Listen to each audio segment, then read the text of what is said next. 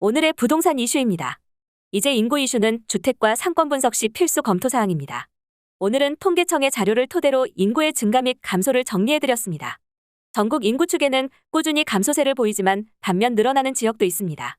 하지만 증가 1위 지역은 현재 집값이 급등한 속도만큼 하락세도 다른 지역보다 더욱 가파르게 나타나고 있다고 합니다. 어떻게 된 일인지 바로 보러 가시겠습니다. 대도시에 거주하면 인구 감소를 느끼지 못하는 경우가 많습니다. 출퇴근 교통체증, 점심 식사 인파에 늘 시달리기 때문입니다. 그러나 인구 감소는 위협적이며 고령화는 수년 내 예상 밖의 사회적 비용을 유발할 수 있습니다. 이제 인구 이슈는 주택과 상권 분석 시 필수 검토 사항입니다. 통계청이 2020년 인구 총조사를 기초로 시도별 출생 사망 인구 이동 등 인구 변동 요인 추이를 반영해 발표한 장래 인구 추계에 따르면 인구 감소의 심각성이 여실히 드러납니다. 전국 인구 추계는 2020년 기준으로 10년 뒤인 2030년에 1.2% 감소한 5,120만 명으로 추산됩니다. 10년 동안 연평균 0.12%씩 줄어드는 셈입니다. 제일 많이 줄어드는 지역은 대구입니다. 반면 늘어나는 지역도 있습니다. 증가 지역 1위 세종시는 42.7% 증가한 50만 명으로 연평균 3.62%씩 증가합니다. 2위부터는 연평균 증가율이 낮아집니다.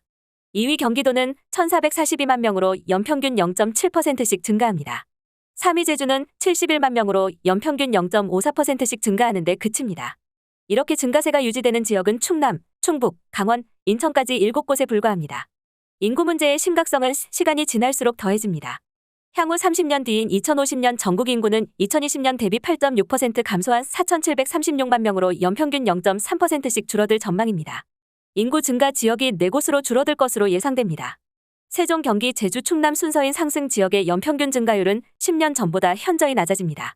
1위인 세종이 2% 증가할 뿐 경기 0.22%, 제주 0.15%, 충남 0.02% 증가에 그칠 전망입니다. 하락률이 가장 높은 울산은 30년 동안 연평균 0.99%씩 줄어들어 114만 명에서 84만 명으로 축소됩니다. 노동 능력을 보유해 재화의 생산 등 경제활동에 종사할 수 있는 인구를 생산연령 인구라고 합니다. 생산연령 인구는 다시 일할 의사가 있는 경제활동 인구와 일할 의사가 없는 비경제활동 인구로 나누어지는데요.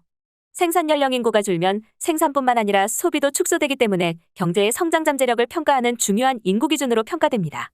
생산연령 인구는 2030년 세종을 제외한 전 지역이 감소합니다.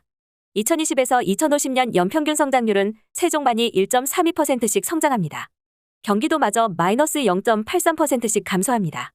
전국 평균 마이너스 1.44%보다 상위는 세종, 경기, 제주, 충남, 충북, 인천 6곳에 불과합니다. 서울도 연평균 감소율이 마이너스 1.66%에 달합니다. 생산연령 인구의 감소보다 더욱 심각한 것은 고령인구 증가입니다. 이미 전국 모든 지역에서 고령인구는 늘고 있습니다. 65세 이상 전국 고령인구는 2010에서 2020년 연평균 4.27%씩 증가했으나 2020에서 2030년 연평균 4.82%씩 증가해 현 추세보다 더욱 가파르게 늘어납니다. 2020에서 2050년 전국 고령인구 연평균 성장률은 2.89%입니다. 전국 평균보다 상위는 세종, 경기, 인천, 제주, 울산, 충북, 충남 7곳입니다. 그런데 생산연령 인구 상위 지역인 세종, 경기, 제주, 충남, 충북, 인천 6곳이 모두 고령인구 상위 지역과 중복됩니다. 생산연령 인구가 상대적으로 안정되게 증가하는 지역도 고령화를 비켜갈 수 없는 버거운 현실입니다. 아파트가 하락을 논할 때면 빠짐없이 등장하는 곳이 있습니다. 바로 인구 증가 지역 1위인 세종시입니다. 집값이 하늘 높은 줄 모르고 오르던 때가 재작년인데 최근에는 급등한 속도만큼 하락세도 다른 지역보다 더욱 가파르게 나타나고 있습니다. KB부동산 통계를 살펴보면 세종시 2020년 아파트 가격은 연간 44.97% 올라 이례적인 상승에 이었습니다. 동기간 서울은 평균 13.06%, 전국은 9.65% 올라 다른 지역에 비해 3-4배 빠른 보폭으로 오른 격입니다. 2020년 빠르게 달렸던 집값은 그 다음 해부터 상승 보폭을 줄여가더니 하반기 들어서는 하락세를 이어가고 있습니다. 올해에는 아파트 매매가 상승률이 5.16% 내려 전국에서 아파트값이 가장 많이 빠진 곳이 되었습니다. 이처럼 2020년과 2022년 세종시가 부동산 시장에서 요주의 지역이 된 이유는 무엇일까요? 다시 과거로 돌아가 2020년 세종시의 아파트값을 올린 재료를 살펴보면 국회 이전 발언을 꼽을 수 있습니다. 당시 김태년 더불어민주당 원내대표가 국회의사당 세종시 완전 이전 발언을 한 7월 이후 세종의 아파트값이 본격적으로 올랐습니다. 저금리 기조와 전체적인 집값 상승이라는 배경의 입주 물량 감소, 행정수도 기대감이 맞물린 결과라 할 수 있습니다. 여기에 세종시가 완연한 도시로 틀이 갖춰지면서 정주 여건이 좋아지고 교육 환경도 개선되었습니다. 인근 대전, 청주, 공주 지역 수요를 끌어당길 정도로 매력적인 주거지로 발전하고 있는 부분도 있습니다. 2022년 과거와 비교해볼 때 입지는 변한 것이 없습니다. 다만 부동산 시장 환경은 바뀌었다는 점이 세종시의 하락을 도왔습니다. 금리가 상승기에 돌입했고 거래량 감소, 수요 심리 냉각 등 부동산 시장 분위기가 달라지면서 그동안 급등한 세종시가 주로 하락하고 있습니다. 여기에 국회 이전과 관련해서는 지난해 9월 말 세종시에 국회의사당 분원을 설치하는 내용의 국회법 개정안이 발의된 이후 별다른 소식이 들리지 않습니다. 아파트 가격 통계 수치는 올해 5.26% 하락이지만 주요 단지의 실거래가를 살펴보면 하락의 기운을 완연히 느낄 수 있습니다. 세롬동 새뜸마을 10단지 더샤필 스테이트 전용 84제곱미터의 경우 전달 2건의 거래가 있었는데 앞자리 숫자의 변화가 큽니다. 9월 7억 5천만 원, 7억 7,500만 원으로 실거래 신고되었고 앞선 5월에는 5층 아파트가 9억 1천만 원에 거래됐습니다. 이 단지의 최고가와 비교한다면 낙폭은 더욱 큽니다. 2020년 12월부터 작년 한 해 동안 거래된 실거래가는 모두 10억 원 이상이며 작년 9월에는 12억 원으로 최고가를 찍었습니다. 도담동 도렛마을 15단지 세종 1스테이트 전용 84제곱미터의 3년간 실거래가를 살펴보면 2020년 여름 이후 급격히 오른 것을 볼 수 있습니다.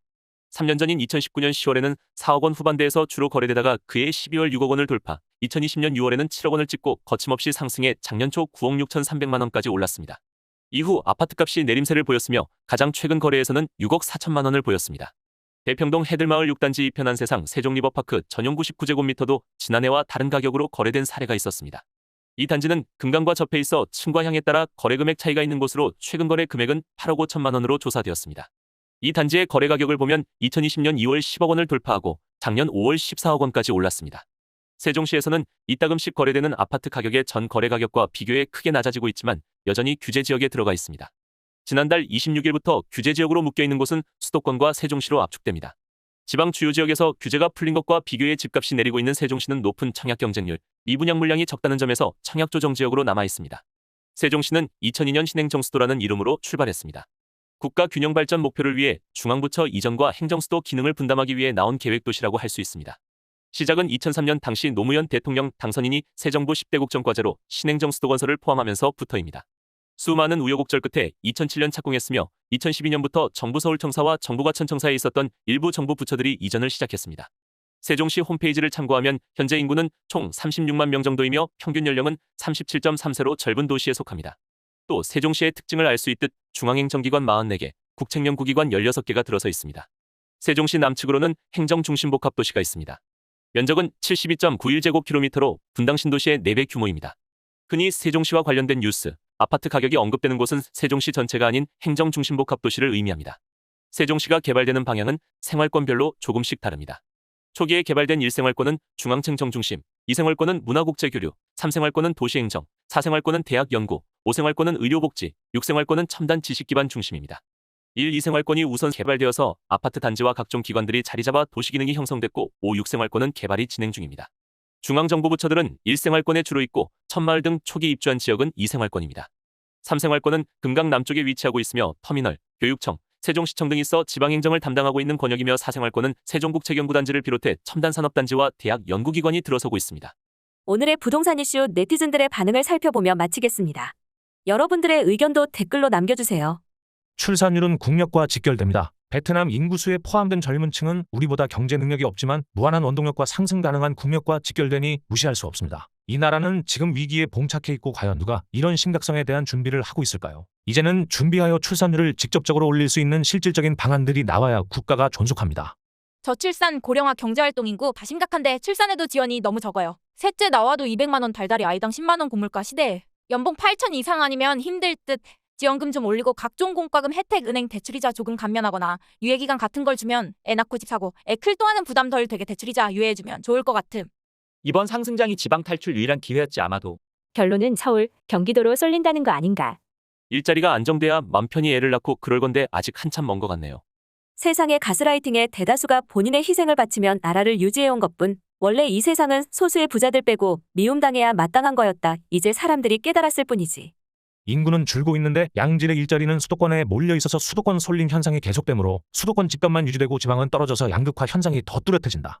인구 감소 진짜 심각함 우리는 인식 못하고 있지만 초등학교부터 대학교는 영향을 계속 크게 받을 거임. 주요 지역은 떨어질 수 없음 1급지로 갈 수 있는 기회는 반드시 옴. 그전까지 소득 늘리고 공부하여 기회를 잡기. 인구 구조가 변하면 집값도 그에 따라 변하는 건 사실. 그런데 사람이 떠나는 곳은 슬럼화가 돼서 집값은 떨어지는데 사람이 살기가 어려워질 정도로 낙후 화가됨. 그러다 보니 살만한 대로 몰리는데 이러다 보니 사람이 살만한 곳은 집값이 안 떨어지거나 오를 수 있음. 양극화가 나타날 가능성이 높음. 문제는 단독이야 내가 살면 끝이지만 아파트는 앞으로 재건축이 안 되고 그야말로 지옥이 될 가능성도 농후한. 학부형으로서 부동산도 부동산이지만 우리나라 교육제도와 사교육 문제도 한몫한다고 생각합니다. 학원비가 너무 많이 들어서 저축이 어렵습니다. 인구 절감에 따른 부동산 전망뿐만 아니라 한국 자체의 미래가 불안정한 게 정말 두렵습니다. 중국인들이 집을 사는 걸 이대로 두는 건 진짜 위험한 일인데 우리 후대에 우리 자녀들이 이 땅에 주권을 잃을까 걱정입니다. 지금도 인터넷과 삶 속에서 영향력이 우리가 생각하는 것보다 훨씬 더 많습니다. 외국인들 많이 받아낼 수는 돌아가겠지만 대한민국은 점점 사라집니다. 인구 감소에도 서울 및 근교는 계속 인구가 집중돼서 가격 방어가 어느 정도 유지될 수 있고 지방은 갈수록 무너질 듯하네요. 인구 소멸 지역이 많아지고 있는데 외곽 지역 집값이 올랐던 게 정상은 아니었죠. 서울도 인구 감소로 나중에는 살고 싶은 곳만 비싸고 외면하는 동네는 내려갈 듯 싶어요. 여기까지 네티즌들의 반응이었습니다. 시청해주셔서 감사합니다. 여러분들의 의견도 댓글로 남겨주세요. 구독과 좋아요는 영상 제작에 큰 힘이 됩니다.